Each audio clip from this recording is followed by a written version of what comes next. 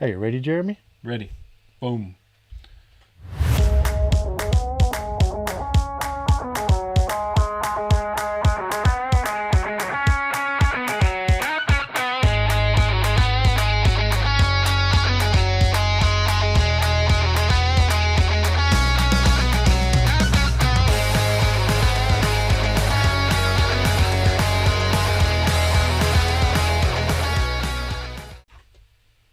Hey, everybody. We're here.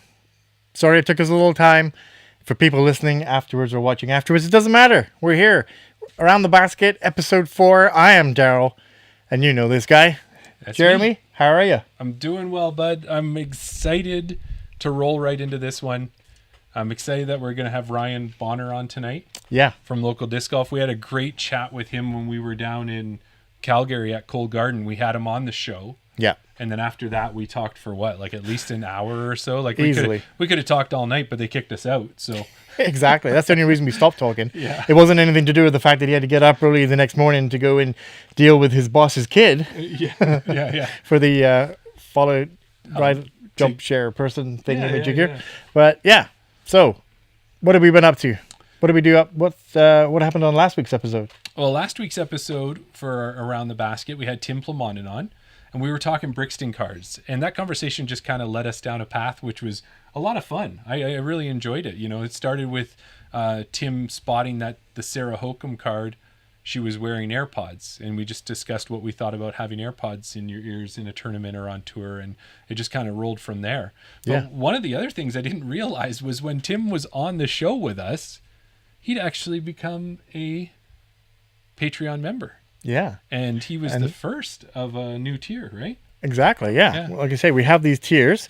We didn't realize it at the time, but Tim so graciously stepped up and became a top band supporter. So And we didn't have any other...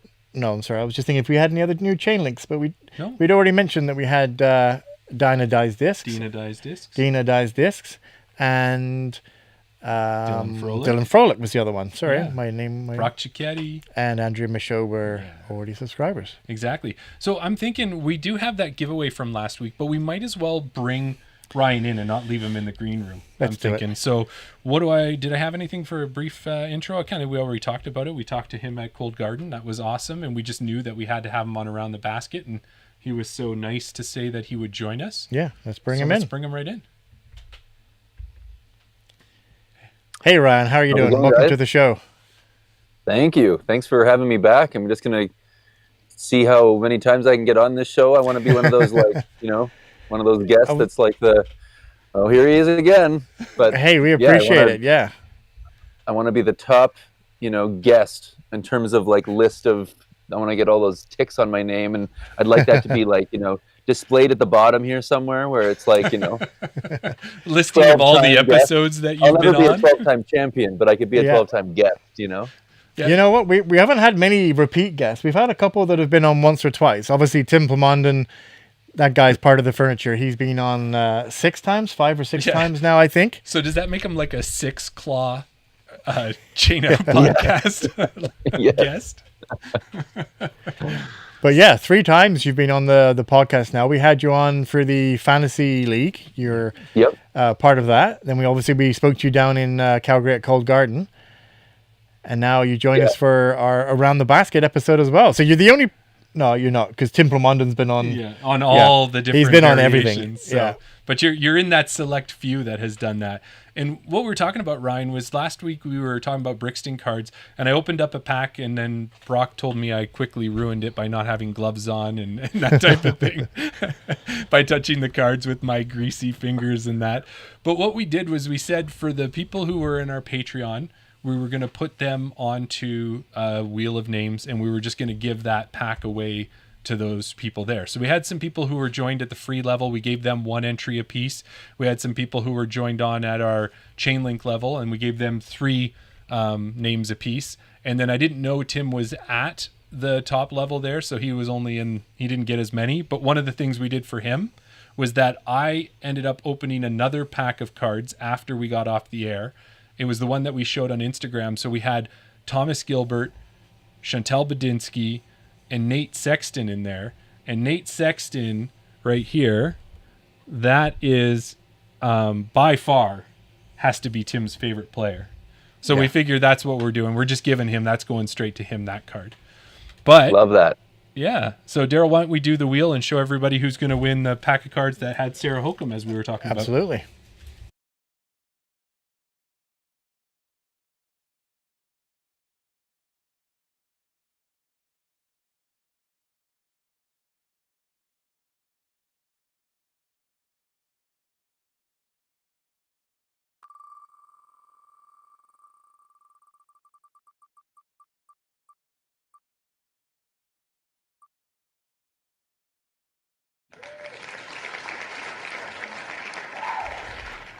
Oh my, Brock almost did win him, didn't he? Almost, Brock. Yeah, so congratulations, Dylan Froelich. You've got the pack of Brixton cards. We'll get those to you. Maybe I'll show up at Winter League. I'm not enrolled, but I can always head out there. I know that's where I could find him. And you got to go out and see Sam as well. Sam won a load of prizes down at Cold Garden. So I believe he even won some local disc golf merch as well. I believe. I don't know if he won the hat and the patch. The badge, yeah. Yeah. Did he? Yeah. Yeah, it was good. We had a lot. That was, as you know, that was a little bit of chaos, but so much fun with just all the noise and all the activity going on when we were down at Cold Garden. Like, how was it from your side? It was so good. It was nice to see people. This is like that time of year where, I think if we're on these podcasts and stuff, we're usually like sort of the diehard golfers that kind of go all winter. And so chances are I still might see some of those people, but as the weather changes here, especially with, having 30, 40 centimeters over the last couple of weeks of snow, some people kind of draw the line there and they start to, go, you know what, I'm good for a little bit now. And it was such a good vibe that night. And funny enough, I got in my car after, like, we did the episode, and then you guys had a couple more guests on, and then, like you said in the opening, that we were there talking for hours. And I got to school the next day as a teacher and told my teaching partners, I said, I was out last night, I did this podcast. And they said, I said, it ended up being kind of a late night. And they were like, what was that? And I was like, I think I left around 12:30. And they just thought, oh my gosh. And I was in the car and my throat was hurting because we'd been talking, and we just have we just get so fired up from content creation and disc golf and all these areas where our minds are just oh my gosh, there's someone else like me out there. Yeah. That was you hear the term brainstorming session and all that, but that really was hey, we thought about doing this, and we want to do this, and have you thought about this, and how did you get this? And it was just such bouncing ideas off each other. I think we all had we both came away with a newfound appreciation of what everyone else goes through. Definitely. I think the times that you guys said, we're thinking about this, and I was like, I've thought about that, or my brain works the exact same way. So and sometimes it's good just to have that validation that what you thought, somebody else has actually thought it as well. Maybe there is some merit to it. Totally. Yeah. And that was even off camera, from the interview time, and that sitting there just kind of nerding out with Joe Henderson the same way, about her process and what they're doing. And there's this sort of, I just remember when I met Joe, she just had this instant respect going, who's doing your editing, and who's doing this and who's doing that. And I said, I'm doing this and I'm doing that and I'm doing that too. And she's like, right? Isn't it crazy? And I said, yeah, it is crazy. I don't know, why we do it, but I mean, I love it. I know why I do it, but it's always refreshing to connect with, that people that are doing the same thing. So that was awesome. Such a fun night, and didn't think I'd be back on this soon, but I love it. When we have those big long conversations till all hours of the night, it's we've got more to say and people should be listening to us. Yeah. Well, we'd like them to. We hope they'll listen to it for sure. Yeah, exactly. Well, I want to give you a bit of a shameless plug here, or maybe not so shameless, is that, so you've got local disc golf going on, and I just had a chance to watch the new video that you dropped here in the past week. So telling everybody to go check that out. It's the double convertible Rufus bag from Pound Disc Golf. And I thought it was pretty cool that you did that one on location. Daryl and I still don't know how you do those driving videos. That's pretty amazing. And and it looks like it was a cool bag. Oh yeah, and the other part that I really liked about what you did with that one is, Daryl, you did an in the bag kind of, and the in the bag was legitimately all glow discs is what you had in the bag that day too, eh? Yeah, I throw pretty much like a complete glow bag most of the time. Wow. I think when we first moved and I was getting into it, I started to carry a few, and one of my friends here in Calgary had told me about a friend of his that was like had just committed to a glow bag, and I was like, oh, like so there's no switching between a day bag and a glow bag. Like you're just, those are just the discs. It's like those are just the discs you throw all the time, and so yeah, I kind of thought I'm going to give this a try. I still have like non-glow stuff up here and some stuff in another bin, but I don't actually have like when one of the conversations that happened that night actually at Cool Garden was all the people that were there, all the sort of the guests for the show were kind of comparing like how many discs do we own, and not as a flex, but as like who's got the fewest, as like almost like they're the ones that we are striving to be, like we're trying to reduce our Yeah. And I said, aside from like what's in my bag and maybe a couple doubles, like this is most of it right here. I actually don't have. I'm not a collector. If I'm gonna throw something, then it's in the bag. But I'll buy something once in a while, and I'm like, oh, I'm gonna keep that, and then I end up either just really wanting to throw it, or I go, it's too much. I'm just gonna sell it. I don't know why I did that, because I'm 100% a thrower. But yeah, I do. I throw pretty much a complete glow bag. That video turned out to be like the longest disc golf review video in the history. Like, I think it's like almost 30 minutes or something. It's obnoxious. So I just ended up releasing like a short, like a 1 minute, like sort of condensed version. It's on YouTube. It'll probably go up on Instagram in the next couple days.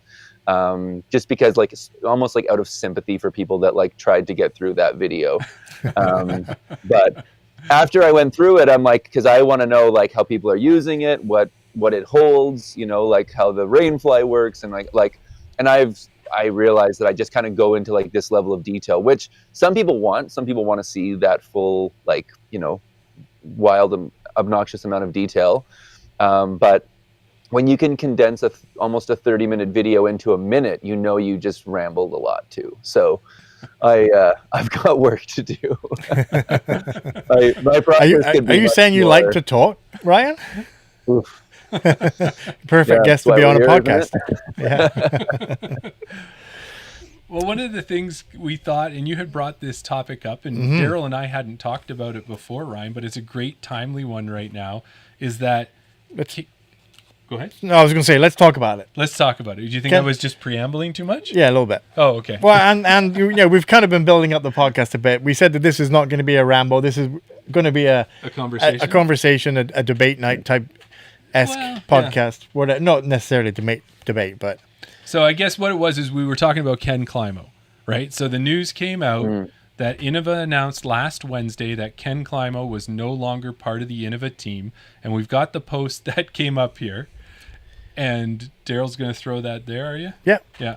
So he's going to throw the post. I'm going to read it to anybody who can't see it. Or maybe we're not. Facebook's loading. Oh, there we go. There we go. So it says here, this is the start of it. Thanks for the 26, this is from Innova Discs. Thanks for the 26 plus incredible years, champ. Your legacy at Innova will never be forgotten or diminished. Cup times 12. We wish you the best in your next chapter. So first thoughts. I've seen some of the comments. I don't know if you guys, what did you think when you saw that as the title of the post?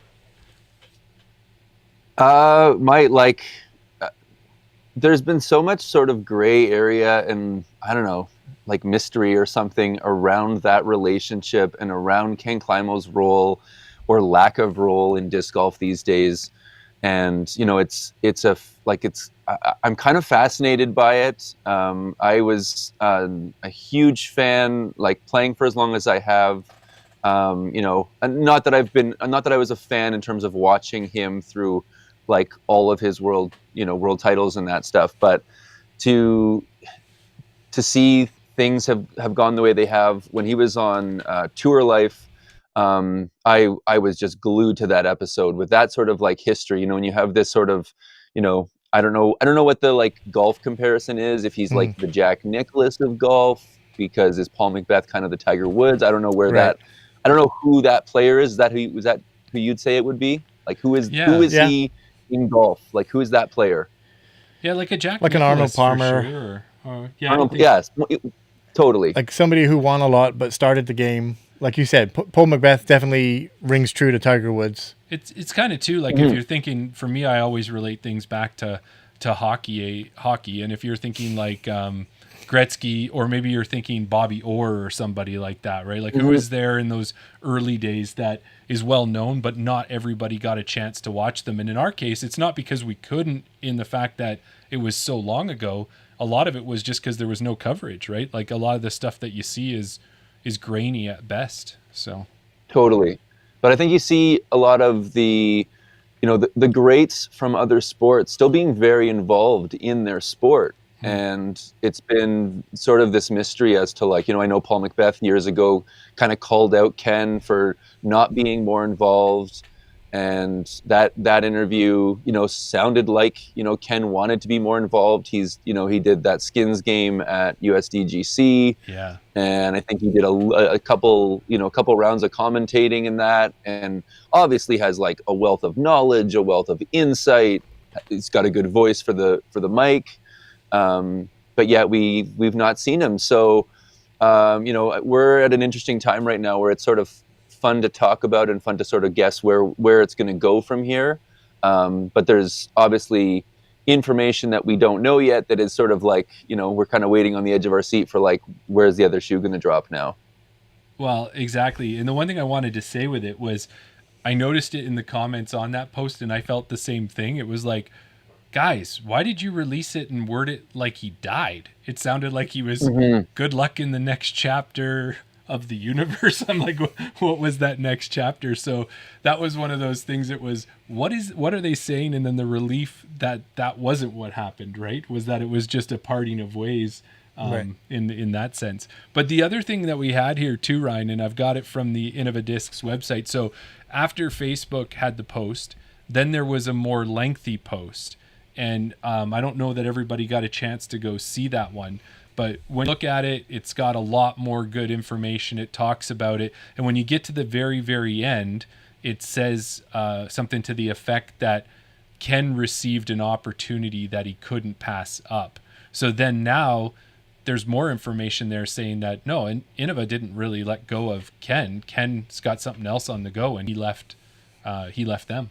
See, now, whether you think this is a hot topic or a hot take or whatever, I don't see this as a big deal. I know Ken is synonymous with Innova, but it's like, let's say Arnold Palmer and Tiger Woods were both Callaway, if you want to go back to that golf, or even going back to Gretzky. Mm-hmm. He's an Oiler, right? You think of Gretzky, you think of an Oilers, but he played for the Rangers. Yeah, Didn't he play for Rangers? he did. Yeah. So, okay, we spoke about this with Gabe, who says that he doesn't like Innova for certain reasons, and we're going to have him back on, and we're going to go down that road a different time. But for me, what is Ken? I know Ken is Ken, and he's done a lot for disc golf. The champ. But what has he done recently? Like, what does that bring to the brand of Innova? Why do they need to keep paying him? The champ. Okay, he's the champ, but what does that mean now? Like, I mean, I've got a KC Rock, or I've had a KC Rock, or I've had a KC putter, I think, AVR. But how many of those discs are they selling? How much is he bringing to the table? Is it just a case of Innova? Yeah, he had another offer. Innova wouldn't match it because, as we've seen with all these big money contracts, now these companies are starting to see, oh crap, we've overpaid these players because disc golf isn't carrying on that trajectory that we thought when we had all this money. Now you're starting to see brands like Prodigy saying, well, we can't offer Gannon and Isaac and Ezra and all these people, we can't offer them contracts. Who was it? Kevin Jones just went to Innova because Innova is like, okay, we've got this money, we didn't overspend, we were safe with our money, and we're going to pay players what they deserve. And I think they just didn't feel like they were getting the benefit from Ken. And it's not like, oh, Ken is Innova, he can't go anywhere else. If he needs to make money, if Innova wasn't willing to pay it, same as Gretzky. I know he got traded, but I mean, he moved to the Rangers. It's not like, oh, Gretzky can't go to the Rangers because he's an Oiler. Can't go to the Kings is where he went first, but Kings, there you go. I thought it was a black. Then they went to yeah, the Rangers. Yeah.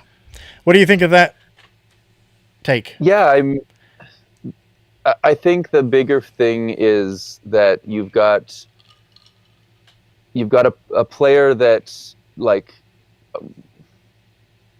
as I say, it's hard to know because very little information is ever released like about their partnership, what his name on their discs is worth to them. Is it a royalty deal? Like, I don't know if that is. I've seen a lot of people sort of guessing. I know I've heard the word royalty as I've kind of tried to do a little bit of research on this topic, but no one's actually like certain of like what that arrangement was or what that deal was. And I mean, I think the unfortunate thing is, like you say, we are in a sport right now where, even the top players, when Gannon Buhr has this, sort of record season for like, tour event earnings this year, and it's 200,000, and everyone's, so excited about that. And when you hear about what, the 25th guy in golf is making on a weekly, it's just such a different amount. So, and on both sides, right? It's the amount of money that's coming in, like through that sponsorship. It's the amount of money that's going out to the player. It's really hard to know.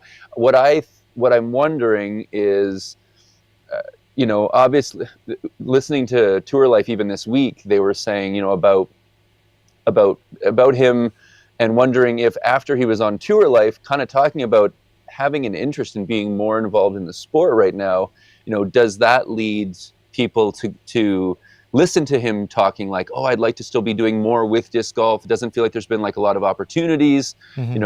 Maybe people just see his value as like, because he was a 12-time world champion, he's only worth value if he's like on the course, if he's throwing a disc. Maybe someone came out and had, a different take, or thought, we're going to start, some sort of like a Joe Mez or something, and we're going to pay you to be the voice of that, of that commentating. Or, I had seen that, the web address or the domain for the thing for Climo Discs was purchased in October. So some people are having a guess right now that he's going to be like the name on a disc, and maybe he's going to release stuff that's, almost that sort of like, Discmania, Innova thing where,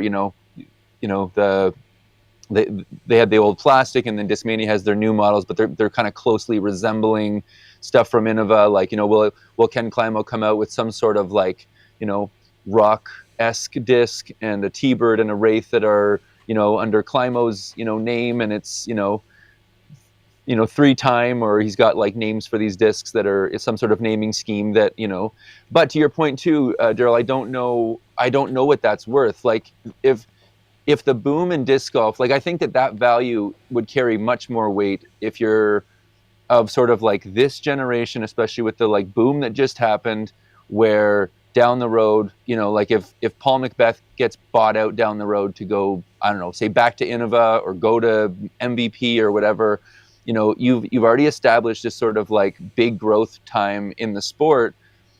Most people, like, even myself, who's been playing for 20 years, I didn't watch much. I mean, it wasn't even broadcast much at that time. So he's a name, and his name is on a disc, but I don't know, how many people are valuing that, or if, again, like Arnold Palmer or Jack Nicklaus, if I see a sweater with like the Golden Bear on it, am I like just buying it because I'm a golfer and like I'm trying to pay tribute or homage to like that player's history, and like being the 12-time world champion.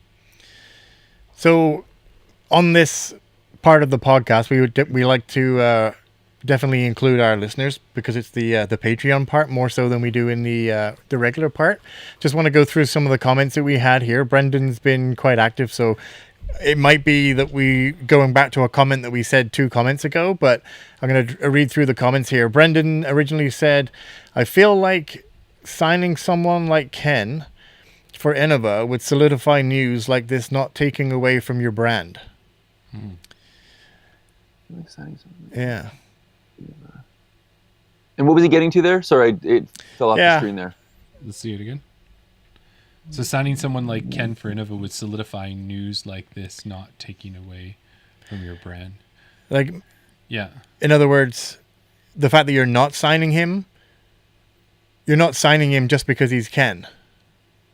Oh, It's not taking right. away. It's not taking away from your brand that you're not signing him. Okay. Is the way I read it. Gotcha. What else? Yeah. We got another one here, and this kind of leads into what I was saying. In a world of depressed disc sales, if Ken has gone to another manufacturer, they will see a spike in sales for whatever mold they stamp Ken's name on. Yeah. Like you were kind of saying as well. I mean, I don't know. If he was to go to Discraft, and Discraft relaunched a KC zone or whatever, would people buy a KC zone or disc I got just thoughts because on it's got that. KC name on it? Yeah, and if I can throw in there, just Please. watch. I know it was right in the middle of kind of the boom, or kind of towards the center of it, the tail end of it. But when Simon went to MVP, those first Lizottles that came out, they sold huge, right? Because But he I think went over that's there. different though, because Simon's a current player. Well, I think it's a name you know. If Callaway launched an Arnold Palmer, Jack Nicklaus. If Callaway launched a Jack Nicklaus set of clubs, yeah, people would buy them because they know the name. It's the name you know. right? But it's not But- like you're buying a set of discs or a set of clubs from Tiger or Phil Mickelson or I don't know golf that much, but some other player, Bryson DeChambeau. I love this. You got to do the names more often. Oh my gosh, can we just play Daryl names? Daryl's golfers, saying or- names.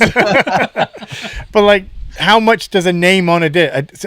See, this is the thing. You get stamps on disc. The disc is still the same disc. Okay. All right, there might be some other molds, and I'm saying that because I've just bought How an many Evelina. Innovas do you have with names on them? Exactly. I just bought Yeah. an Evelina Swirly Destroyer just because it's Evelina's. Yeah. What- I don't know. Maybe I I'm think that shooting there's- myself in the foot.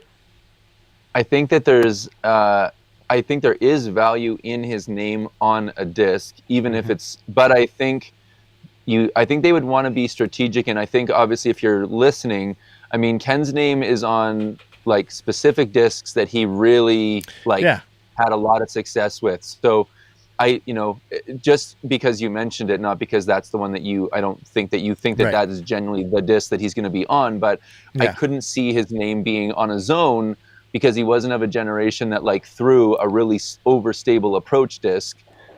He loved throwing like beat-in base plastic rocks that like the numbers lead you to believe it's stable, but it was actually this like kind of laser beam flip-up monster for Yeah. him that he could get big distance out of.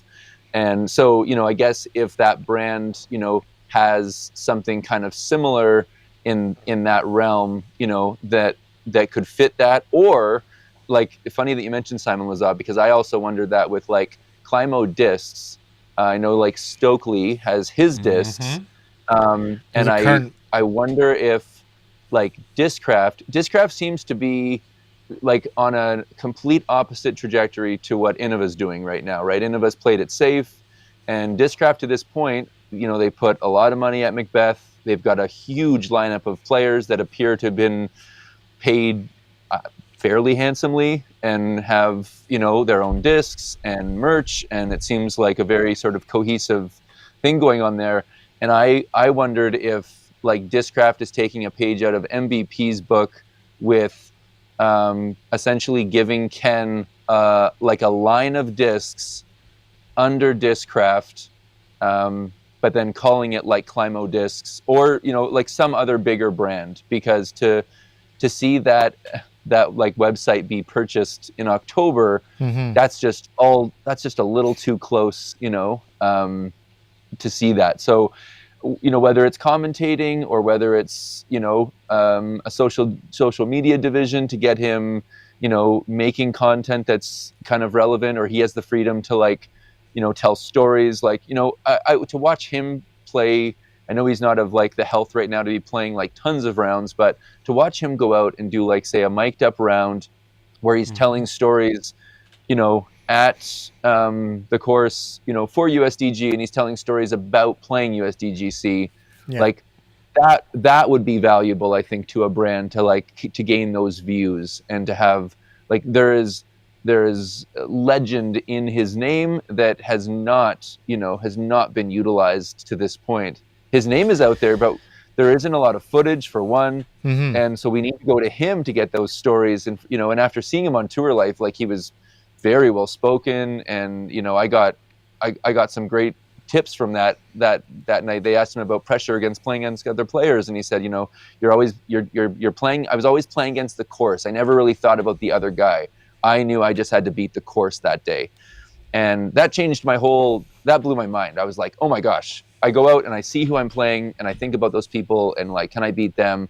Where it's actually just me in the course. I just know what I have to do, and if I focus on that, and it was like, oh my gosh, what a refreshing take on playing the sport. So I think he does have a lot of value in those sense. I agree with you, Daryl. I don't know if he's got the value with his name on a disc, but I guess that remains to be seen when you've got like a Discraft that when they drop their 4 claws or 5s or 6 claws that they go crazy, or certain. Disc golf is a sport right now where there's like the next thing, it's the new plastic, it's that tone plastic, or it's you've got to keep reinventing whatever the new thing is. And if his name is on something that now it's this old name that's on something new, who knows? People will probably go buy it. Okay, I know you want to say something, but I want to say something quickly. Yeah. Do you think there's enough people, like the younger generation, the people that just got in the COVID boom, that I know people know who Ken Climo is, but like, do they care enough about an old timer that used to play that doesn't play anymore, that used to play for Innova, this old brand that, that's your dad's manufacturers? Whereas, like you say, Paul Macbeth goes to Discraft, gets this big deal. Simon goes to MVP. He's current. He's throwing these big Simon lines. Like, they're known for big, powerful things. Discraft or Discmania or whoever signs Climo, are they really going to, apart from the old timers that want that new Ken Climo disc, are they going to sell enough? But that was my point on that. Just wanted to jump back in the chat because we have some questions and I never got to a lot of them. Okay. Brock says, unless Ken is getting some new molds that he worked on, I don't see it really moving that much. But I also don't think he has to move a lot of plastic to cover what Innova was paying him. Right. Which is a fair point as well. Right. We don't know the deals. We don't know the details of the deals that he was getting as well. Yeah. The deal that he couldn't refuse might not have been like much more than like, maybe it's not that impressive or that lucrative. The only thing to say to your point there, Daryl, was, and maybe you and I will just keep talking. We won't even let Jeremy speak. It'll be a first. But how many people like picked up discs for the very first time? And not only was it like an Innova starter set, so that they naturally then went to an Innova T-Bird or a Wraith. So they don't know Ken Climo, but his signature's on this disc that they like was one of the first discs they picked up. Yeah. Jeremy? Yeah. No, I agree with you guys a bit there. But one of the things I thought was, as you said, you've got this website that he's purchased. You've got the fact that MVP has already established that they will make discs for somebody, in the fact that they made Simon Line discs. I think it could be an obvious thing to make Ken Climo discs. But to answer Daryl's question where he said, does the name have anything? I'm going to tell you that's on us and on disc golf, because like in any sport, if you've got somebody who has set records, who has been influential in the sport, it's about all of us keeping that name out there and keeping that name alive. And that name should always mean something. So when someone says Ken Climo or someone says Wayne Gretzky, they do it really great in hockey. Everybody knows who Wayne Gretzky is. Some people hate him, some people love him, but everybody knows who he is. And that should be the same thing with Ken Climo in disc golf, in my mind. Okay, putting it back to hockey. All right. Your favorite. Okay. Wayne Gretzky, probably the greatest hockey player of all time, right? Yes. The GOAT. The GOAT. Synonymous with Yeah. Sorry, I'll bring you back in. Synonymous with Edmonton. Right. An Oiler, through and through. You cut him, he bleeds blue and orange. Yeah. You ask any 14-year-old out there right now if they want a pair of Wayne Gretzky skates, or I'm stalling because I can't think of the guy's name. Connor McDavid. If they want a set of Connor McDavid skates, which ones are they picking? 100% they're picking Connor McDavid. It's not even a question. Stop talking. No. I value your opinion, but you're wrong. They're not picking Wayne Gretzky skates. They want Connor McDavid, just the same as young kids nowadays want Simon discs. That's why they're going to want Simon discs, or do they think they want Gannon discs? Or even so, now they want Gannon. They're not wanting Ken Climo discs, which is the market that you have to aim for nowadays, I think. Okay, sorry, Ron. You can go now. No, I think it's fair. I think it'll come down to the marketing strategy that goes along with it. Like, if you're going to give me like that Ken Climo signature that I am already familiar with on another brand, and it's like gold embossed, and the stamp is like showing him holding up his 12th title, right? And you gave me, some, Thought Space Athletics-esque, 3 or 4 foil color stamp, right? That's some like limited edition thing, that's gold and acknowledges like the history of him, in a stamp or whatever, kind of that sort of, four-claw, the way the four-claw is its thing, and the way, and even with the cards, right? Even what we're in right now, if you give it that, that sort of like marketing strategy where you really like lean hard into that history, that this is the most successful disc golfer in the history of the sport, I do think there's something there, but that remains to be seen, like if that's the angle too. Yeah. Well, I'm going to bring it back to this because we have a few more questions and points, but go ahead. Okay, we'll go ahead before I get to this part. Okay, just a few more things in the chat here. Brendan, maybe it's a good point. Oh, sorry, that's the wrong one. I already put that up. When I was talking about the KC zone, and you were talking about the understable beat-in disc, so the KC Buzz. Brendan, I find that it's very hard to track how a specific sponsored player affects sales of a specific product, well, unless it's specifically sold to their friends. Right. Well, I still think, if you think about, go on to Disc Republic's website and take a look of what it costs to buy a full set of Halloween Exodals or Lazadals, and we saw that it's insane. So there is a pull on that for sure, when they can't even get them in fast enough, but it has to be specific players. And like you said, maybe Ken's not at that point right now, but going to your point, Ryan, Ken could be there. And there's no reason he couldn't if we keep his legacy alive and we talk about him and he's in the media and he's doing things in disc golf. So if he wants to be part of disc golf and disc golf wants him to be a part of it, there's nothing saying he can't push a lot of plastic. Definitely. And when you said that about like it's up to us to like keep him relevant, I disagree, because he is. I agree, but I disagree. When there's not a ton of footage of him, like there's short clips, here and there, but there isn't like Disc Golf Network or Jomez coverage where you have like this footage of him. So there are these like sort of like highlight reels where you can go back and sort of, find little bits of footage, but it's super grainy. It's hard to watch. There are some great little like summarized, showing like sort of the history of the sport or whatever. And that's the part right now that I think is hard. Like, I'm happy to talk about them, but, to that point, it's a lot easier to talk about the players that are relevant because they're in the media right now.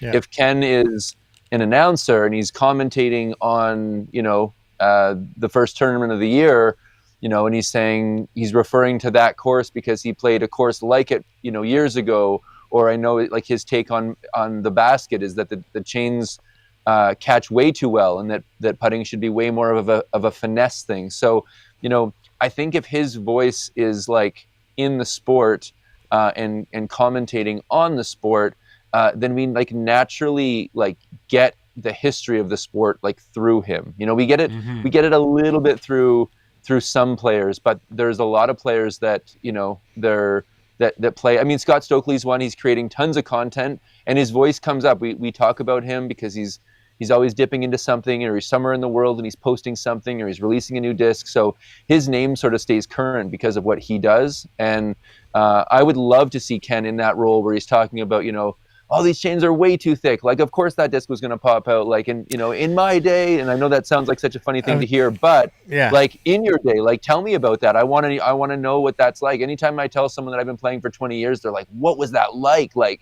they're fascinated. They want to know more about the history of it because, the majority of people started around 2020.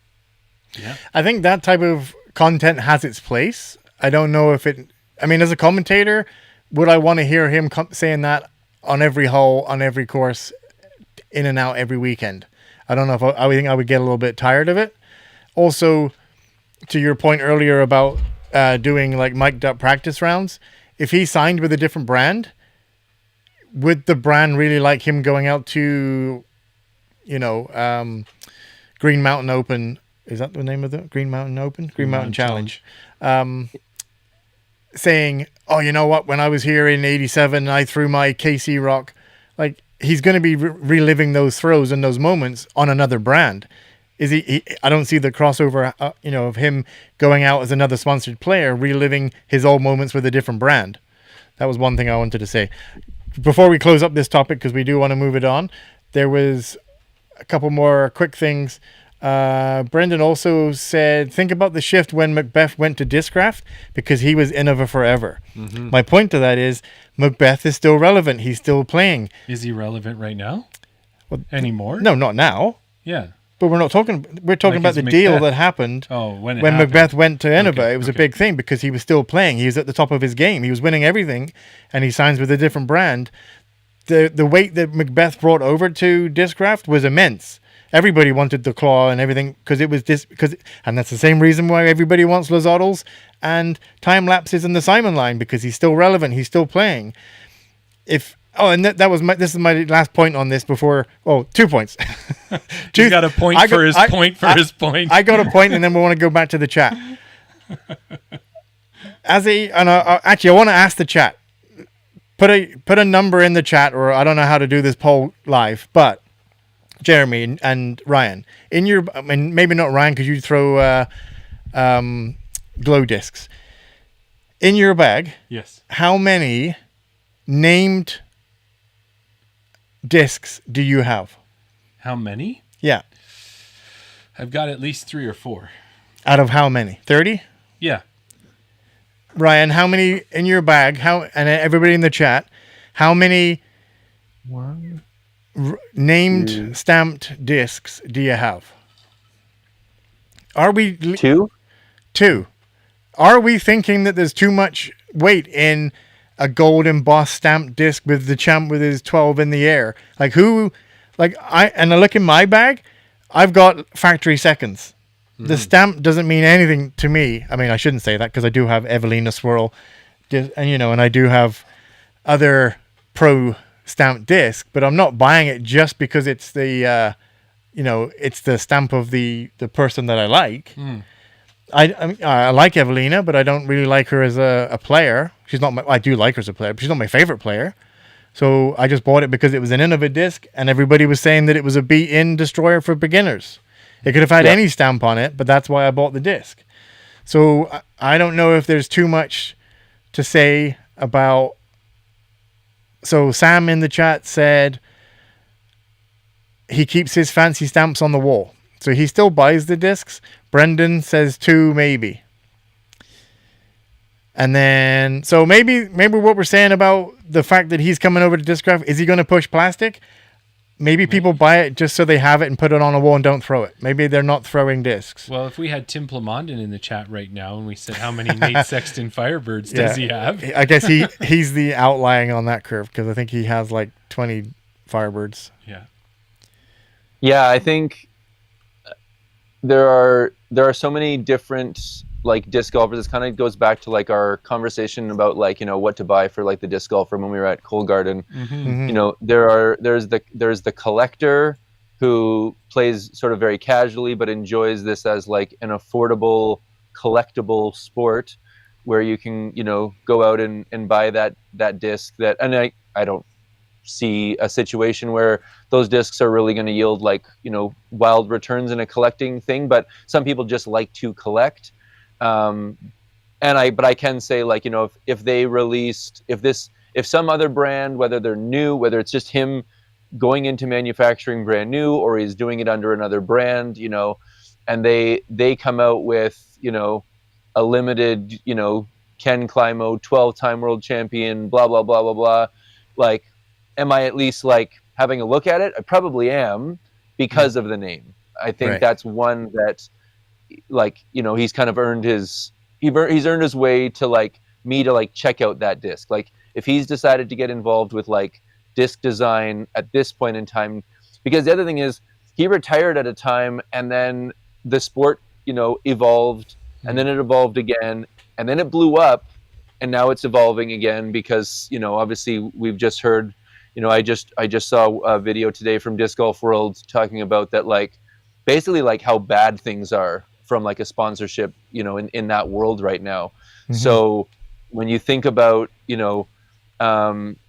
Ken Climo seeing like the number of brands or manufacturers, the number of molds that are out in the sport now, people doing things with like, extremely understable 11 or 12 speeds and, quirky stuff like the Rollo or very puddle top discs and stuff like, as someone that's played longer than most people in the world, I wonder what his take on those is, and does that give him ideas of like, oh my gosh, like, now that this has been opened, like we could get so creative with like releasing a line of discs that, and they're only discs that I throw, or who knows like what the angle is or how they go about it. But it is a fun thing. I will just say real quick too, for if the chat is happening, not that this is a question, but I did see just yesterday, Ken Climo did say that he won't be saying anything about where he's going until the new year. I'm not sure if you guys had seen that yet, but that just came out, that I think it's January 1st or 2nd, or just after the New Year's, when he's planning to like do the follow-up announcement. And that is the real Ken Climo, not the other real Ken Climos that the real Ken Climo has called out. This is the which real was Ken awesome. Climo. Yeah. That post with him being like, "Here's my trophies." Last thing I wanted to say, when I mentioned about the hockey skates, Yeah. Sam in the chat, and I think this probably goes for disc golf, but maybe not so much. Sam pointed out, young kids don't have money, old people do. Yeah, that's fair. So it's the old people that's going to be buying the commemorative discs and the Wayne Gretzky skates. Yeah, that's fair. Okay, now guys, before we cap off Ken Climo, we want, and this is to the listeners as well, this is to Brendan, this is to Sam, we want you guys to participate, is I've got a little Ken Climo trivia for you. So if you don't know about Ken Climo, you're going to know in a bit. And we're going to start. So I've got all the answers here. So this is you, Ryan. This is Daryl. Buzz in as fast as you can. Chat I'm not can looking. jump in. Yeah, he's not looking. He doesn't know. So we're going to start with an easy one, hopefully. Okay. Where is Ken Climo from, according America. to the PDGA? All right, America, we're there. United States. Where in the United States? Narrow it down to a state. California. No, wrong. Florida. Yes, Florida. Where in Florida? Miami. Nope. No, it's Clearwater. Oh, bing, bing, bing. Ryan Bonner, nice job. Okay, now I have to say something here. This is very topical right now, and it's funny that He's you done his mentioned this. research. Well, I happen to do my research because I'm going to be visiting my parents down in Florida over the holidays this year, and they're in Spring Hill, which is about 10 minutes from Brooksville, which is the home Yeah. of Throw it down the Jets.com, right? It is mountain. it is that course. And so I did a little research to see how far is Clearwater, because I might have sent a message the other day to Ken Climo's wife asking if he was up for a round when I'm in Florida. So I've not heard anything back yet. I would have started with that. That so would there's be- nothing yeah. else there. Talk be about But I've swinging for the it was a fences. very topical Right. question for me. That's the only one I'll get. All right. No, you guys will get more, I hope. So we know he's played disc golf for a long time. Everybody's ready. Get your answer as quick as you can in here. Mm-hmm. When did he become a PDGA member, according to PDGA? What year? 89. Oh, close, but it's not 89. That's actually what I was gonna. I guess I'll say 90. Bam, Ryan for the win again. And make sure Isn't to it- shout out anybody in the Yeah, I in have the been. chat who yeah. gets it too, right? Brendan and Sam both guessed it. He was from Clearwater, Florida. Nice. My Sam first guessed guess was 87. 89 too. Okay. Okay. So here's the next one. And again, maybe we'll give you guys, let's give like a half a beat before you guys guess. And Ryan gets to guess Sure. first this time. Hey, this is fingers on the buzzer. Okay, fingers on the buzzer. Okay. Ken Climo's rating hasn't changed in over 2 years. It was April 12th, 2022, the last time he had a rating bump. What is his rating? Okay, I'll let you go, Ryan.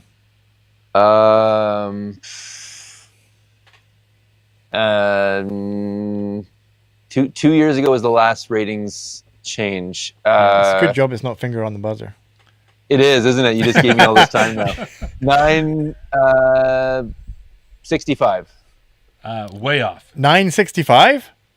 Is that what you said? Yep. Oh no, Yeah. it's got to be over 1,000. I'm gonna say. Well, Thomas Gilbert, I think, is 1,017, 1,015. Is he? Okay, well, I'm gonna say 1012. 1012 is close but incorrect. What do we got to guess? In the chat, Sam says 1024. Sam is right. 1024. I think Sam's got his Wow. Wikipedia up. Well, he shouldn't have his You- Wikipedia up. This has to be off the top of his head. To get it, 1024. Yeah, I'll give you just a couple. All I've heard about are his injuries, and I was like, man, I wonder how bad it's been. Like maybe Yeah. the first round he like throws a hot round, but then the second round's a stinker because he was hurt. So he's Wow, 10. Sorry, Ken. So he's much for that 1020. round I was gonna try to He's get. 1024 rated, and then Ryan brings up injuries. Are we saying he's that guy?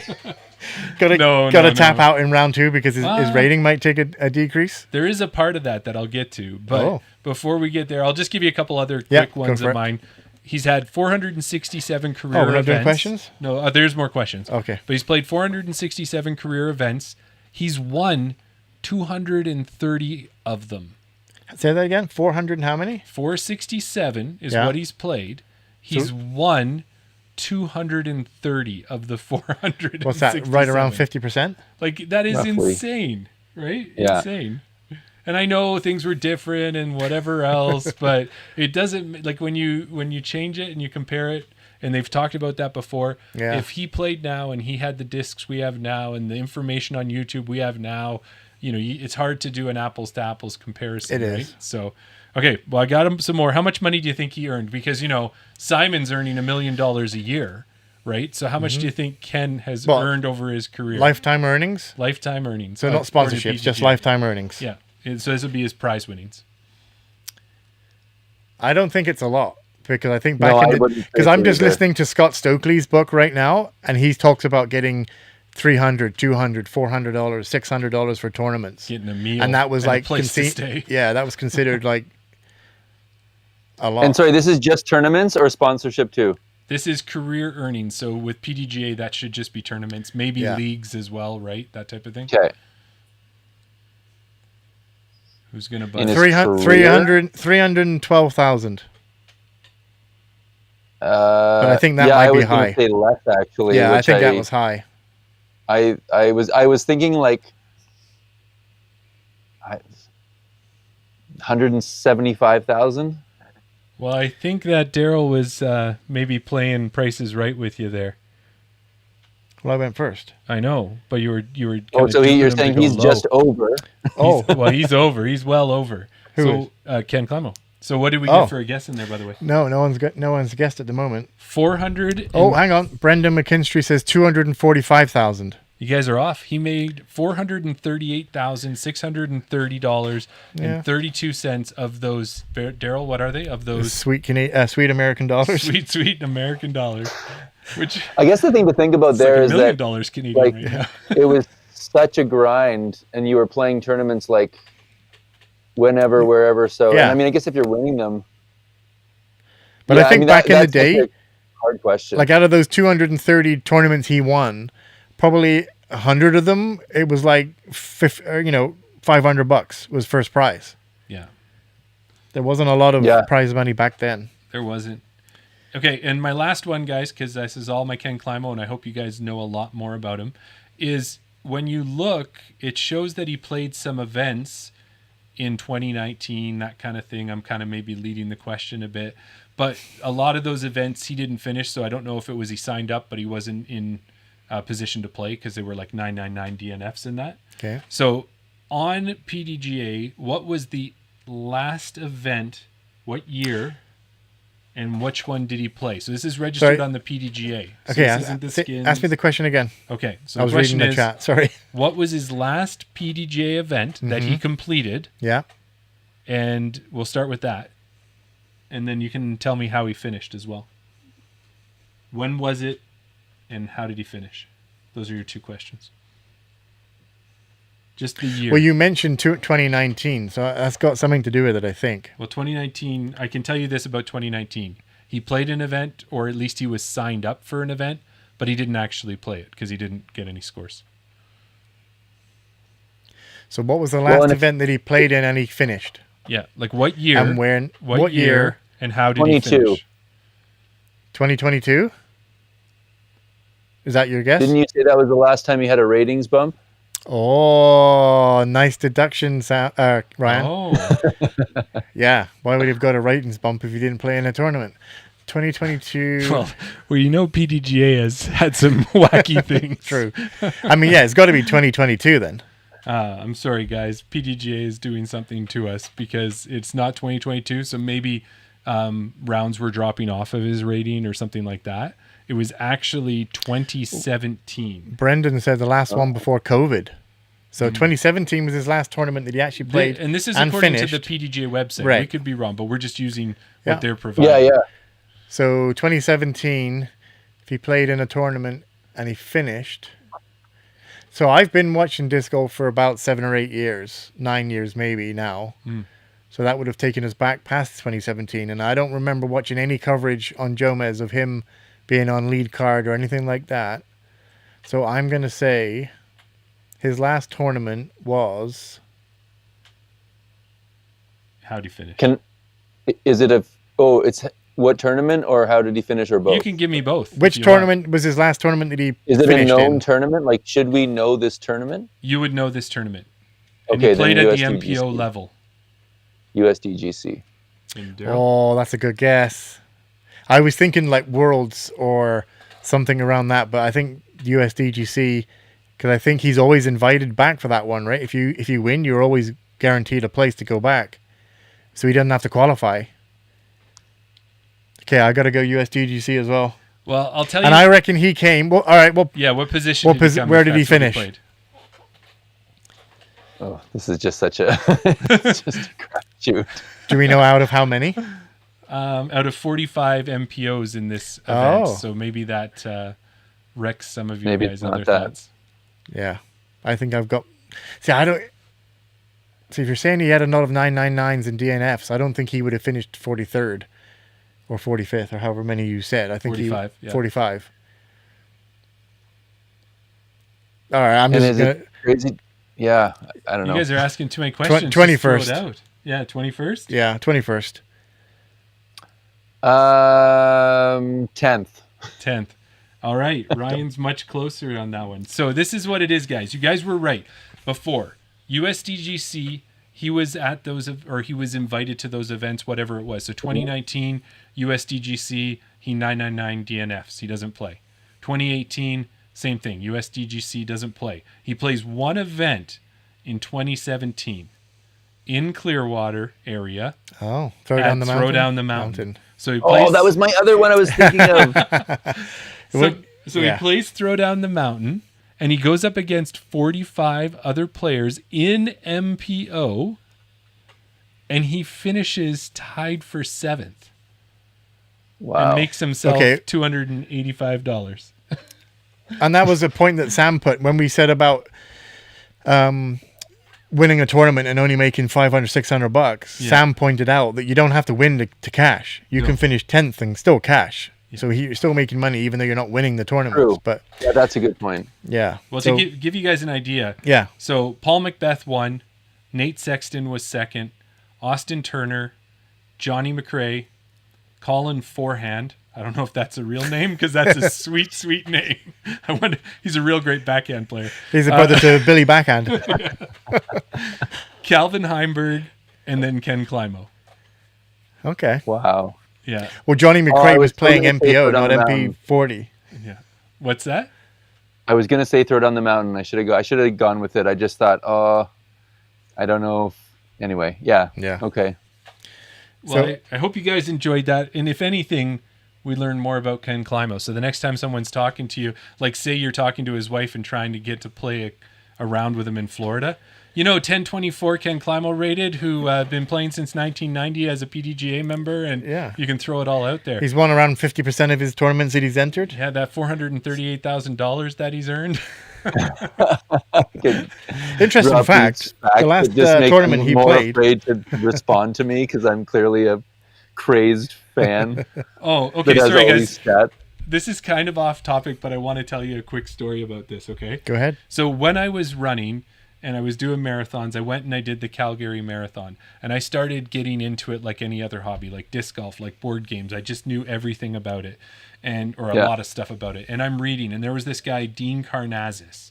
And Dean Karnazes was this ultra marathoner. He had like 3 books. He would just run and would never stop. And I heard he was going to speak at the Calgary Marathon. So I was down there early. I had my book in hand. I was sitting in the seat like 30 minutes before the guy showed up with about 4 other people, and 2 of them had come with me. So there really wasn't anyone there. So Dean comes out. The guy's a total introvert, doesn't want to talk to anyone. And he does, but he had his like specific speech and stuff. So he had that, he had his slides, he did all that. And I came up to him at the end and I'm like, "Hey Dean, I'm such a fan, man. Could you sign my book and stuff?" He's like, looks at me. He's like, "You're not one of those guys, are you?" I'm like, "What guys?" He's like, "Never mind." And he signed my book. So that was the one time I did kind of that whole freak out thing. But then ever since then, I'm like, play it cool, Jeremy. Just play it cool. So that's what you could do with Ken Climo. My tip to you, where the story comes full circle, is Ryan, just play it cool. Just play it cool.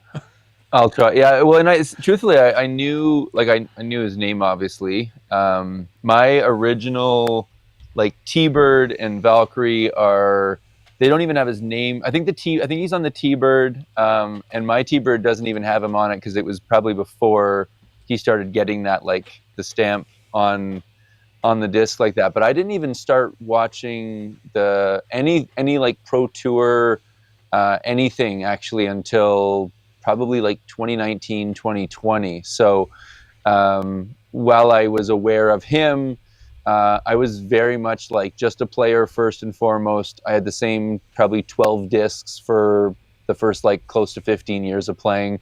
So, and I went that route because a buddy of mine said, "Oh, did you tell him about your channel? Like, are you going to try to, if he responded, would you do like a mic'd up round or something?" And I said, "Well, I'd love to, but with all this news coming out just recently about him, like, I also don't want to like scare him off with him thinking that I'm, just trying to get like a story here. I actually genuinely would have a blast throwing 9 holes with the guy. Like, it would just be so cool to, just to do that. So, I mean, if he wants to give me the story, I'm going to do the story, but I didn't want to like lead in with that and scare the guy and be like, "By the way, I have a YouTube channel," and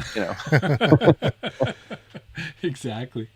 Yeah. No, that's good. I'm excited for you to go on that trip too. I can't wait to hear about it. And we keep wanting to put on courses onto our list. And I think the only thing about that Throw Down the Mountain, that Brooksville course, is it does not look like it is going to be easy. And I don't know what T-pad you throw from. It looks like it's going to be ridiculous. Like that uphill shot that they were showing a whole bunch where they're throwing and they've got to throw so high and so flat. Up the cliff. Yeah.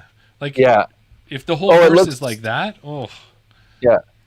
This is a family show. It looks like a complete, like, a-whooping, Like, it looks like I'm just going to get absolutely worked there. I've kind of mentioned on that other episode, I've done some work with Zoe Ann Dyke and Dustin Keegan of Uplay, who are, they've played that course probably, in competitive rounds. And when I told them I was playing it, and they've never seen me play, but they know the gist of me as a disc golfer. I feel like Dustin just burst out laughing, like right at the beginning. Like, and I was like, "Oh, that doesn't sound that, you don't sound like you've got a lot of confidence in me here." But, and he's like, "You got to play the MPO." Like, basically, like, I want you to see, like, because it does. It looks. The last week or two I've gone back and watched like the Disc Golf Network coverage and Jomez and stuff like that, and it looks absolutely ruthless. Like, I feel like through the front 9 this past year, Calvin was, I think he was like 2 or 3 over after the first 9 the first day, and I'm thinking, if he's 3 over, like, I don't even know what the like goal is. What am I thinking, as a like 850-ish player, like, hopefully next year we're closer to 860, 870, but like right now, like, what is it? Is it 18 over? Is it like that would probably bogey golf would be like probably phenomenal. I'm thinking, I don't know, it will be fun. I'm going to try to film the round, and that will be definitely sort of fun to see. And I've watched it enough times that it'll be cool to be there and see that course. But yeah, I'm going to try to play the MPO layout so that it's very telling of, like, you know, how terrible I am. No, that's going to be good for sure. Okay. Well, we're going to try. We had other topics that we thought we could talk about, Ryan. Yeah. But we just really hit that one so hard and so well that that's really what we had time for. But last week, what we did is, have you ever played Discdol? Do you know what it is? Have you ever played Discdol? It's a bit like Wordle. Oh, for disc golf discs. Yeah. Okay.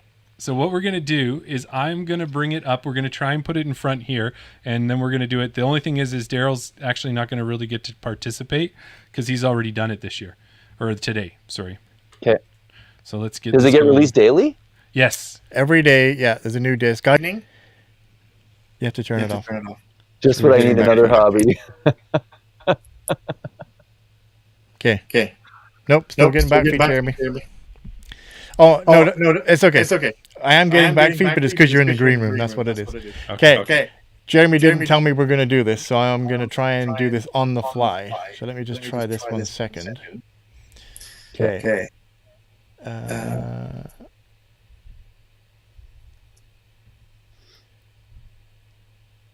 Okay, so you've got me? You're not sharing your screen there, Jeremy.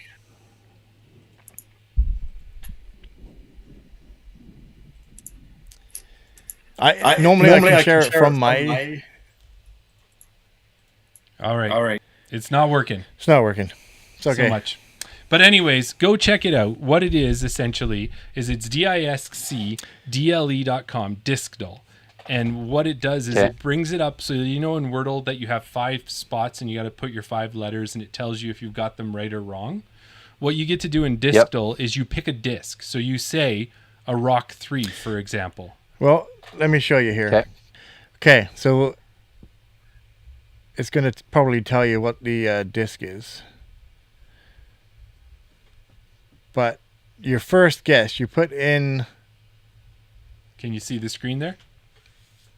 I can, yeah. Yeah. So the first disc that I put in... was a rock. So I just guessed a rock. Now, the letters that you've got M, S, G, T, and F.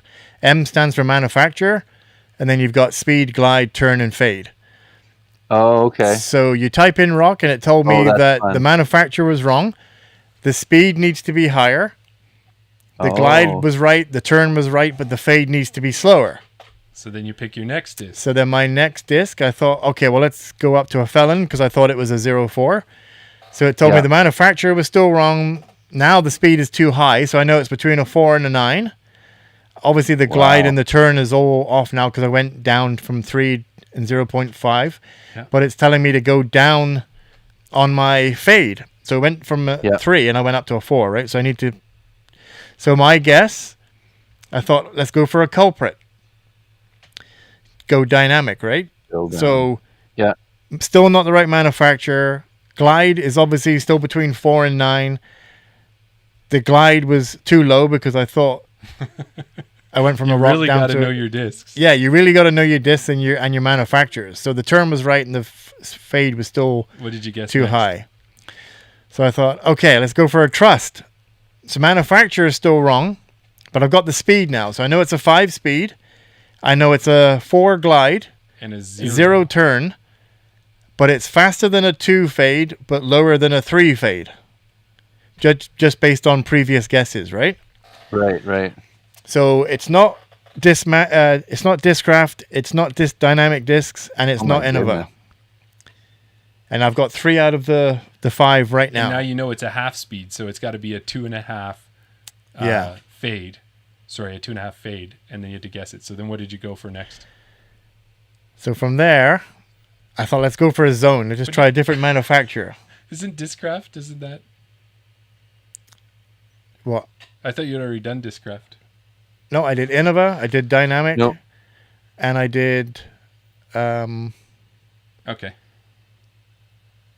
No, I guess the felon, culprit, and trust. Those are all dynamic. Oh, okay, yeah, gotcha, yeah. gotcha, Sorry. gotcha. So I went for you weren't focused Discraft. on the manufacturer. You're just trying to figure out the numbers right there. it Yeah, sounds I'm like, Yeah. I don't know where to go. Right. And now you say it back, it made sense. So I think we'll do a lot better, Ryan, when we do it because we'll recognize some of these things. No, I got it. Oh, This is fun. so that you get 6 guesses. Oh, okay. So after the 6 guesses, I'm like, I don't know. And there is a little button that you can go and you get a hint. And my hint was Axiom. Oh, is it a You tempo? seen? No.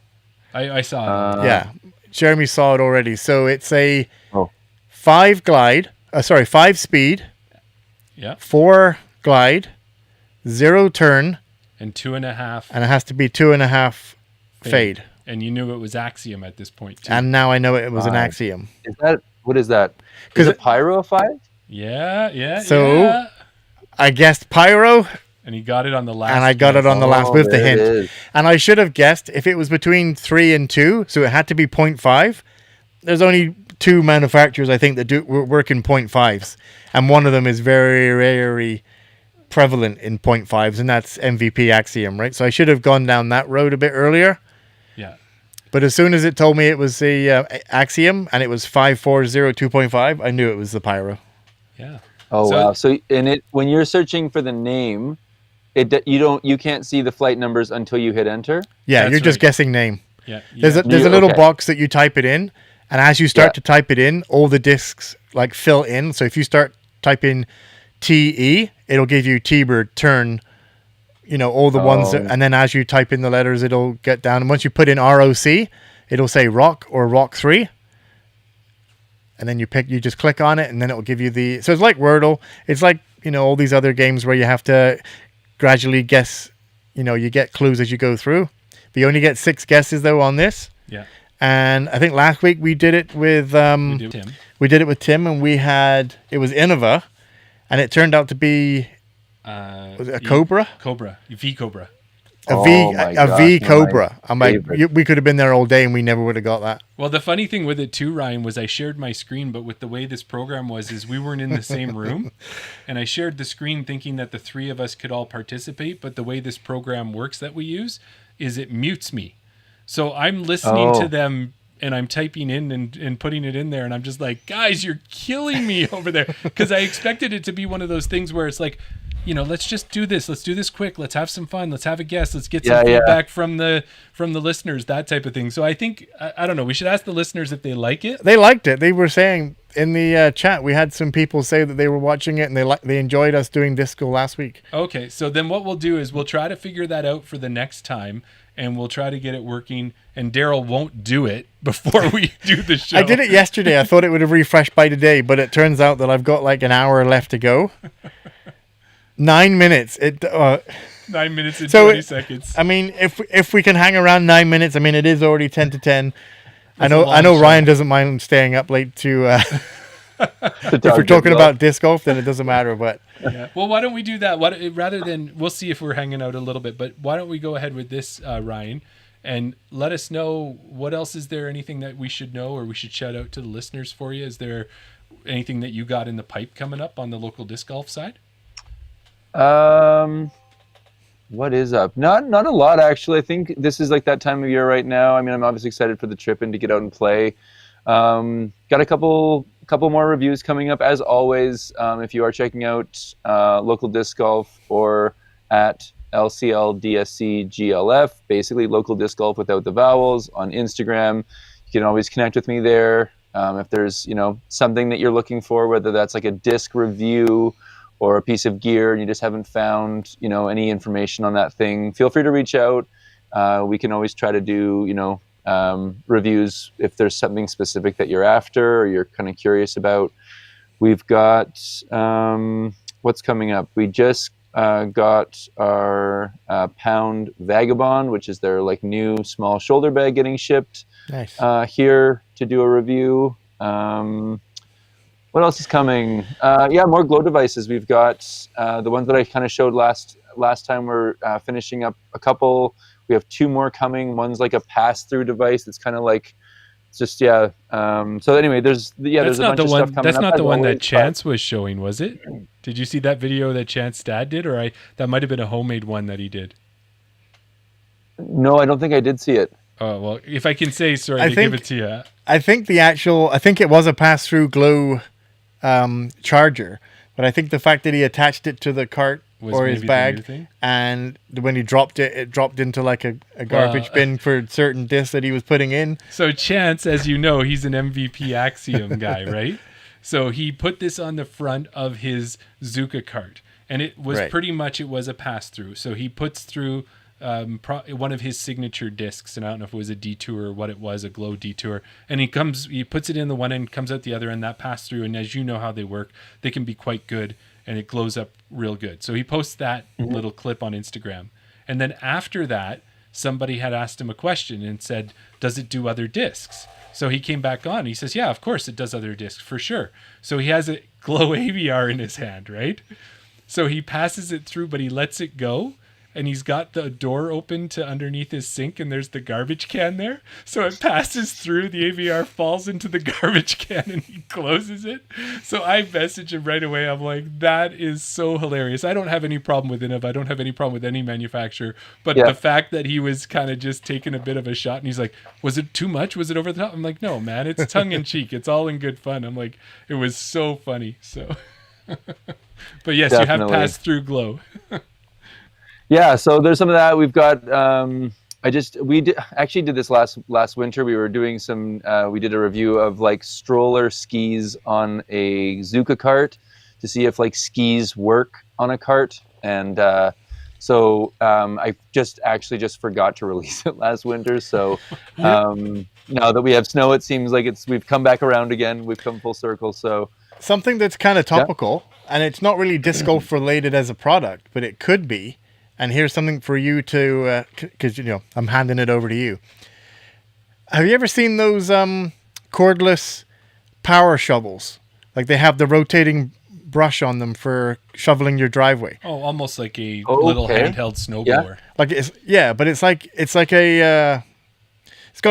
It's just like a regular leaf blower or a vacuum cleaner. Like it's a handheld motor on one end. It has a shaft that goes down, and then on the end of it, it has rotating brushes. Yeah. Oh. I wonder what size they come in and how easy or hard would it be. A power rake is what Sam is calling it in the chat there. I wonder if they come in different sizes and how easy they would be to transport on your cart or on your bag if you're not silly and dragging a cart around Baker Park after it snowed inches. Knew I should have brought my bag. But, I'm just thinking that because relating it to snow, that day we went out, we were shoveling the tee pads. We're trying to. We didn't. With a snow brush. With a snow brush. We were trying what we could because we know that the Glow League happened the night before. We know that they would have gone out and cleaned their tee pads. We wanted to kind of respect the course of where we were going. So we tried our best. We tried our feet at first. Then Jeremy went and got his snow brush, and we were trying to do our best to keep the tee pads clean. But if you had something, I guess maybe not even a snow rake or power rake, maybe even like a portable, just a snow blower. Unless if you're the first one on the tee, I don't know how well that would do by getting off those the icy footprints. But is there something is there something in the marketplace for a portable snowblower that you can take with you to the course to clear off those tee pads? Oh, it's called a shovel, You're right? gonna let him answer? Go ahead, Ryan. Yeah, I don't know that there is. I did see the other day, Amber Chason. Am I saying that right? Amber Chason, right? Yeah, that's right. Amber, Chason, and Kyle. Yeah. She was just posting the other day about like essentially like a foldable shovel that like fits perfectly like in the side of her bag for tee pads. I had seen hers, and so yeah, I hadn't even thought of that, and to have something like small enough that like could fit in your bag, that would be. But one thing I have realized with like this kind of stuff, when you get into, obviously something like cart skis, we have reached another level of nerdy and niche that like, we you're found not a making niche that video in the for niche, views, right? Yeah, you're not making that video for views because it's such a specific The one I am curious about, I know Ridge Roller makes like skis, but they don't go on the wheels. You actually take your wheels off, and it fits right onto the axle. Oh, right. And the guy from Ridge Roller claims that they are the best skis going. So we certainly could have used them. We'll see what happens with that. I mean, the nice thing is there's always. It feels like every year there's sort of like more products coming out, and there's more unique stuff that comes to market. And we're also finishing up our Discape review, and I saw you guys did a video with those as well. And that 9-speed just goes, doesn't it? Right. Mm-hmm. Yeah, and the putter is so dead straight. Yeah, like we found those discs to be really for brand new discs, and the ones that we got, I'm guessing that you've got the PDGA approved ones for the 2. We got that first batch where they weren't PDGA approved, but they flew great. We had Gabe try them, we had Gavin try them, and all those Dylan's guys through them. pretty much everyone we could put in their hands we did, and they felt they flew really true. And like you said, that 9 just went. Yeah, it was fun to throw those. I think I have the same ones that you do that are not they were not approved yet. I think they're sending me another set just to kind of finish off the video and show like what's coming next in that. But they So, Sam, and then I think it's had. Oh, sorry, go ahead. I was just gonna say, Sam in the chat says that they're all PDGA approved now. So that's they got awesome. the 3rd one done. Are they? Nice. Amazing. Well, hey, one more thing before I think we've almost got our time here. Thanks for everybody for hanging on. We've got 1 minute to go. Was Ryan, you and I talked about we were both going to be playing, or at least I was going to be in Calgary for the Limber Open, and it didn't work out the way we planned. But you and I thought maybe we would get together and film something together. I think it would still be great if the 3 of us could find a way to get together. And I don't know if we film a practice round, if we film some ace runs, and maybe the chat's got some feedback for what they'd see us do. Are you still interested in doing something like that? Always, 100%. You know what I just recently got, Jeremy? What did you get? I'm sure you've probably done a review on them, but those ripped cards, that the ones that have the forfeits and the challenges and things like that on, where you can tell the person you can make a new tee pad for somebody and things like that. Like right. Yeah, so those would be kind of a good little challenge for us to take on. Definitely. I haven't reviewed those. I haven't used them actually. Okay. That would definitely be a fun one as well. If I'm up that way or you're down here, absolutely, let's do it. All right. It'd be a lot of fun. Sounds good. Okay, thanks for hanging around, Brendan and Sam. We want you guys to participate in this one, so shout your guesses out. We're going to put this disc still up. We're going to do it live.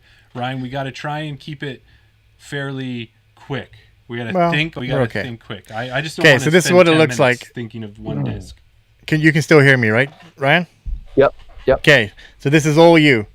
Or you can be Jeremy as well, but I did yesterday. So. Well, no, we can do it all together. It's a new one. Okay. We got to guess a disc. How about we get like the first guess come from the chat? All right, so Sam or Brendan, give us a guess for the first disc. Sam said he was waiting. He might be doing it. He might have already gone through it. But Sam, just give us one disc. Don't give us the disc. Or Brendan. unless it is the disc. That's fine. Yeah, that would always work too. Well, we don't want to guess it on one. No. Well, I think always for me, where I was Sam or Brendan, if you're in the chat, give us a disc to try for the first guess. Yeah, like I like to start with something mid-range right in the middle. And then I know whether I'm going up or down. It's always like, I'm thinking start with a hex or start with a buzz or start with something like that. Sam got in first and he went with Leopard 3. Okay. Oh, I like that too. That's a good. So there you go. You start typing in Leopard and it gives you. It is. Yeah, and he said he hasn't started it yet. So we're going to go Leopard 3. Okay. All right. And we got to click our answer. I do. But just give me a second because I have to get over there. All right. So we've got the speed right. So we know it's a 7-speed. Yeah. Higher glide than a 5. Lower turn, so that means like -3, right? Oh, let's start with a river. What do you think about a river? But no, that's -1. Yeah, so it's supposed to be less turn. So less turn would be -1. Oh, but then it has to be more than 1. Fade would be. Oh. Well, I mean, I was thinking river as well. I think we go away from Innova. Because we might find it's a What is the other one? Is it the Mall that's also a 7-speed? Oh, would it have or 7 glide? I mean. I think it is a Mall, an Explorer, a river. Because a Saint is a 9. Yeah. So do we have other guesses in there? Let's go river and see what happens there. Okay. But yeah, we're going to be wrong on the end though. But at least we're changing manufacturers. brands, and we're hitting the glide. Yeah. He reckons a mole. Sam reckons a mole is 77 minus 21, and he is pretty good on his guesses or his discs. Is Sam? Sam knows his discs. Oh, sweet. All right, so we know Okay. it's latitude 64 And we know it's minus 1 turn So now we need to get a glide that is 0 glide. or higher. No, that's not 0 glide, is it? Yeah, No. 'cause we went from minus Oh. 2. Oh, it needs to be 6 glide. Oh, a 6 glide. Yeah, it needs to From be a 6 latitude? glide. Oh, right, Oof, 6 this is glide. not- Sorry, we got the turn not right my at minus brand. 1, but we need And to then go more fade. So it needs to be minus 1, 2, I reckon. So 7, 7. No, 7, 6. Yeah. Minus 1, 2. So are 7, we 6. talking like what is grace and what are those ones and honors and stuff like that? 7, 6, minus 1, 2. Yeah. In Does the latitude chat throw 64. latitude? I Does Sam don't have really any throw guesses there? latitude. Sam, he's just telling us that it needs to be a 6 glide, but Okay. Yeah. Now, is it grace a 7? Does anybody know? no, that's a. I think the Grace is faster than that. I want to Yeah. say it's like 11 or something. Okay. What about what's a savior? Saint. Sam's saying Saint Pro or Saint, but I didn't think a Saint or a Saint Pro was a 7 speed. I think they're 9s. I thought they were Let's- 8 or 9s. Let's. Yeah, saints are 9s because 7, 6, minus 1, 2. What about what do you guys know what a savior is? That's 5503, I think. Oh, is it? 5504, 5502, somewhere around that. Are we I think- Are we allowed to cheat or no? No. We can't go to Latitude's website? No, and of course we find- can't. Oh. I was going to This is say. just from our knowledge. Oh, It's like man. asking me a question about where does Ken Climo from, and me going to Wikipedia, looking it up, and telling you the answer. Well, we still don't know which is the right disc, right? We're goodness. just getting our choices. What of is discs. the? I know he said that already, but what's the mall? The mole is 77 minus 2, 1, but it needs to be 7. Well, he said he thinks the mole is 77 minus 2, 1. Because it's a 7, though. Let's try it. Because we don't have anything else from Latitude that's a 7, do we? Yeah. That's a 7 glide. I'm pretty sure it's a 7 glide at least. MAUL. I'm just trying to think of what is in that royal line because there's got to be one in the royal line. Yeah, And so we know there's grace, there's honor. we're there's- trying the mole just for Ryan. Okay. Okay, yeah. No, So we were good with the 7-7 on the It model, is though. the 7, but he was right. Sorry about that, bud. I know you totally called that number. Sam I was can't just think of curious. any 6 glides in the latitude 64. I mean, we can try Savior or we can try Savior or Saint. Saint's 9, so Saint it won't be. Saint Pro. Is the Saint I Pro? think is 8. It's 8. I think it is 8. Yeah, I think it is. Sam too. says Brave. Oh, Brave. Boom. Dude, there. That's Oh, part it of the- is. It totally is. It is Yeah, the I Brave. reviewed Good call. Yeah, good call, Sam. Totally We both, did. as soon as you said Yeah. it, we all just realized that was their I new disc. completely forgot about that disc. 'Kay. Yeah, it was so good too. It's Royal. I don't have it, but I think it's less stable than the Explorer. I'm going to say 100% Brave. 100%. I knew we had. Yeah. Good Yeah. job, Sam. Sam knows his course. discs. Well, that was it. Hey, at least I had it was the royal one. Good job, Jeremy. Yeah. So what do you think about that, Ryan? Is that something that That's maybe awesome. That's the last thing I needed was another thing to have as a little hobby or a thing to do every day. Thanks for that. Yeah. Well, the one thing is Sam has my number. So Sam, I have friends with other games like this where we send each other the answers in the morning and that. So if anybody wants to be part of that and just send me that they got it or they didn't, like not We what need the to, answer we need to create was. a distal Yeah. WhatsApp group. Yeah, maybe we do. Maybe we got to, and then we can just put Yeah. how many tries did it take us? Because you can usually show it without revealing the disc, right? Like Yes. So, but yeah, well, that was awesome. Thanks for That's great everybody fun. waiting I love around that. on it. Yeah. And how do you want to wrap this one up? I don't know. Let's all sit in Thanks, silence everybody. and stay One thing we black. should shout out while we've been on the air, probably it came in a little bit earlier, but we do want to shout out Brendan McKinstry. Thank you for subscribing to our Patreon page. We appreciate it. That takes our total up to 6. Yeah. 6 Patreon subscribers. We appreciate every one of you. And Ryan, we appreciate you coming on the show tonight, and we'll have you back. We'll get you to get to your 4 claw. You're at your 3 claw right now, so we'll get you up to your 4 claw for being on the Chain Out podcast group here. one thing I will finish off with saying, if you were to take that Brave, right? Let's say we took it to Baker Park. Ryan knows Baker Park. You know the whole one. There's a Mando on the right hand side when you play it in Summer League, because we played it in winter and we didn't. Yeah, we totally Mando's ignored didn't that. But let's say you landed halfway up the fairway, because I'm not getting to the basket in one. It's not an aceable hole for me. Yeah. But I'm in the middle of the fairway. I pull out that Brave. It's got that -2 turn. Kind of want something to get around those trees. I'm going to take that Brave. Going to throw it on a bit of Anheuser, have a nice swooping backhand turnover, and it's going to come into those nice new baskets they have down there at Baker Park. But what? Because it's a Latitude 64, there's only one thing that disc is going to do. Ryan knows. It's brave, but it's not quite brave enough, is Yeah. it? So there's only one thing, Ryan, that it could do. Do you know what it could do? I'm just trying to think of something, but probably going to chain it. No! Thanks, everybody. Thanks, Ryan. Thanks. Thanks.